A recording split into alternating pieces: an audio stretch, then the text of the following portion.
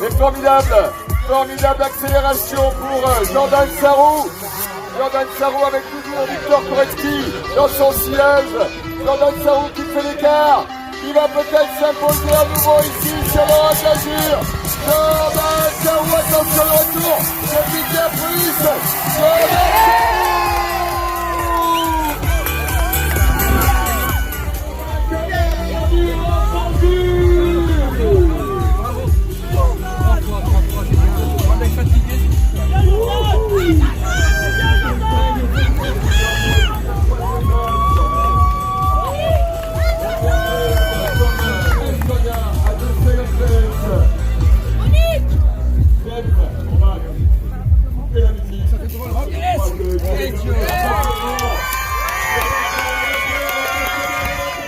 Vibrer au commentaire de course et à l'indécision jusqu'au dernier moment. Raconte-nous un petit peu comment se sont déroulés tous ces kilomètres. Eh ben, ouais, je m'attendais pas à ce que ça soit aussi roulant. En fait, j'avais pas reconnu le début du parcours et ça roulait 27 de moyenne quand j'ai regardé le compteur. 27 de moyenne, je fais wow, c'est encore, on était encore beaucoup. Et puis avec Victor, on a beaucoup collaboré tous les deux. On a fait le job et voilà, on avait je connais pas le... Peter Pruis, un Estonien. Okay, d'accord. Moi je le connaissais pas perso, donc je savais pas à quoi m'attendre, donc on faisait un peu les différences en descente.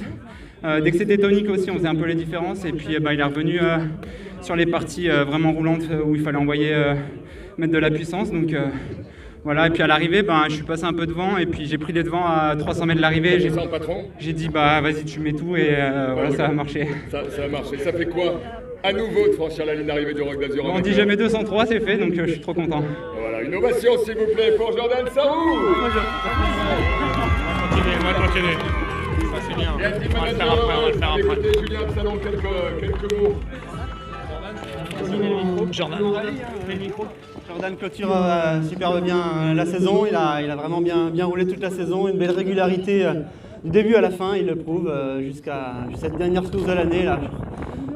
Très satisfait de lui et je pense que maintenant il va pouvoir couper un peu, se reposer et puis se tourner rapidement vers 2020 et les choses olympiques. Aussi, il y a ça. Et puis je suppose, Julien, qu'en tant que team manager d'un jeune team, c'est important aussi d'avoir des coureurs qui brillent comme ça, de si belle façon, par rapport aux partenaires aussi, parce que rien n'est jamais acquis, même avec un nom comme Julien Absalon. Oui, tout à fait, c'est sûr que c'est gratifiant d'avoir de bons résultats. Il y a les Coupes du Monde et les courses internationales, mais le Roc d'Azur reste un mythe, que je n'ai jamais gagné d'ailleurs. C'est vrai.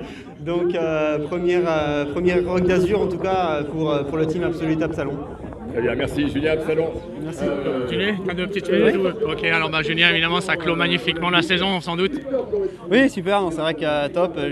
J'ai senti ces dernières semaines Jordan vraiment très motivé, très concentré pour rester en forme jusqu'au Roc. Il tenait à bien clôturer cette saison, à marquer les esprits. Et donc c'est vraiment super, c'est quelqu'un de très sérieux,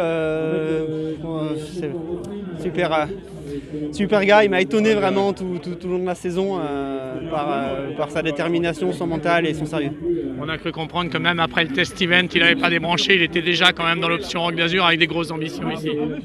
Ouais, voilà, donc il a réussi, c'est pas évident à répondre présent pour les sollicitations sur le salon, mais à rester concentré et motivé pour être performant aujourd'hui. Globalement, si on tire un bilan de cette saison pour une vraie première saison, tu dirais quoi toi? Tant mieux faire? Non, clairement, on a eu chez les espoirs quelques petits pépins de santé, Axel et Thomas sur la fin de saison, mais Jordan, le leader de l'équipe, a vraiment fait le job. Il termine la saison je pense le plus régulier, podium en Coupe du Monde générale, donc c'est vraiment super. Je pense qu'il se sent bien dans l'équipe, on a réussi à bien l'entourer, à le mettre dans de bonnes dispositions et pour qu'il s'exprime pleinement. C'était un pari en début de saison et finalement le pari il est même largement plus que gagnant, tu peux le dire. Oui, non, c'est sûr, le pari est gagné, donc maintenant je continue à travailler pour faire grandir l'équipe et continuer à franchir des paliers également pour l'équipe. Justement pour 2020, donc tu peux annoncer quoi d'ores et déjà, que ce soit au niveau des nouveaux partenaires éventuellement et des nouveaux pilotes? J'aurais aimé pouvoir communiquer cette semaine, c'était un peu juste, donc il faudra attendre une semaine, 10 jours de plus pour pouvoir pouvoir annoncer de nouvelles choses. Mais en tout cas, l'objectif est de franchir encore un palier l'année prochaine, puis un suivant en 2021 pour devenir une équipe vraiment solide. Des nouvelles choses, c'était plutôt en termes de pilote ou en termes de partenaires techniques? Je annoncerai les deux en même temps. Les deux, ok, super, super. Quelque part, tu voudrais être dans la peau du sélectionneur pour la sélection olympique 2020 chez les hommes?